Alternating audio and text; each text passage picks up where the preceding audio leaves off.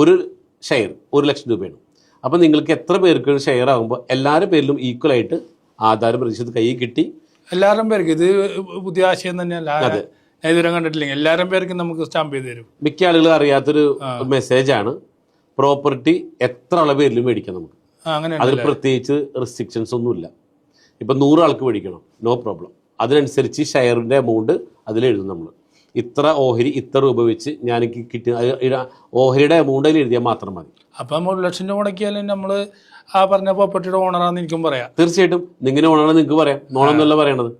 അപ്പൊ എന്ത് ചെയ്യുന്ന വെച്ചാൽ കിട്ടുന്ന വാടക അത് ഈക്വൽ ആയിട്ട് ഡിവൈഡ് ചെയ്ത് കമ്പനി നിങ്ങളുടെ അക്കൗണ്ടിലേക്ക് തരണം. അപ്പൊ 1,00,000 രൂപയ്ക്കും ഒരു പ്രോപ്പർട്ടി ഒരു കോട്ടേജിന് ഉടമസ്ഥനാവും നമ്മളെ കൊണ്ട് പറ്റുന്നുള്ളതാണ്.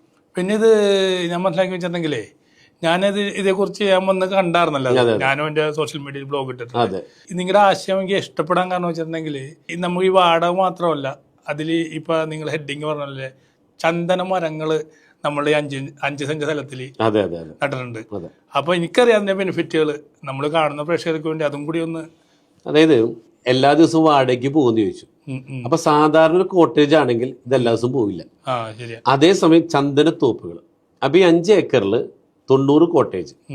ഈ ഓരോ കോട്ടേജിലും 5 സെന്റിലാണ് കോട്ടേജ് സ്ഥിതി ചെയ്യണത്. ബാക്കിയുള്ള സ്ഥലത്ത്